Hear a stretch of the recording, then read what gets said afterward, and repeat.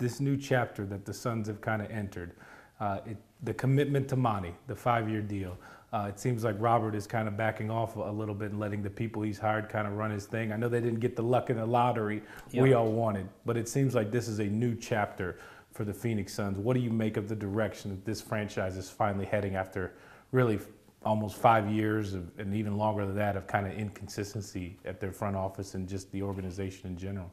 I'm optimistic. The restructuring of the front office. Now, I have not had any discussion with James Jones. He played for me as a player. I don't have any feel for him in terms of an executive. Mm-hmm. He's certainly a young executive because he didn't have any real experience. But everything about him that I'm aware of, he's a bright young guy, he's a good guy.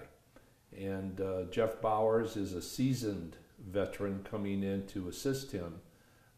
So that seems to be a good team. Mm-hmm. I know all about Monty, and Monty will get himself, he'll roll up his sleeves, he'll jump right in there. So I'm looking at a collective effort, from that group, and therefore I think they have a great chance. You have a great eye for talent. What do you make of some of the young guys on the roster, maybe Deandre, Ayton, Devin Booker, and specifically those two? I'm very high on Booker. There's a lot that he has to learn. He's a great scorer.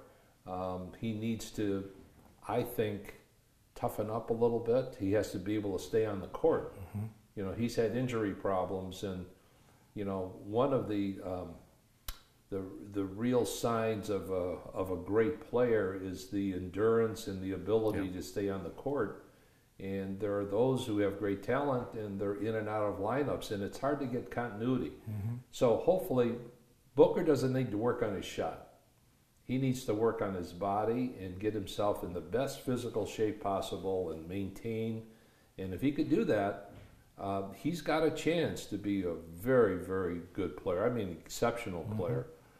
He wants to be one of the best, then that's what he has to work on. You don't work on your skill that you're really good at, you work on your deficiencies. The big guy in the middle, he's young. He had a okay rookie year, in my opinion. A typical rookie year in terms of inconsistencies. He still put up big numbers. Mm-hmm. So, I look at maturity. I think it takes a player a solid 2 years to really show what he might become, with some exceptions. Some guys step on the court. I remember Walter Davis, one of our all-time players. When he stepped on the court the first time with the Suns, he never looked back. I think he averaged 25 his rookie year. Mm-hmm. He was a Greyhound. Well, that's an exception. That's an exception. And so, I think Ayton needs to work on his game, all of his skills. That this is a matter of maturity and competition. And if you have it inside, if you really want it and you're willing to work at it, and you have a certain skill level, then the sky's the limit.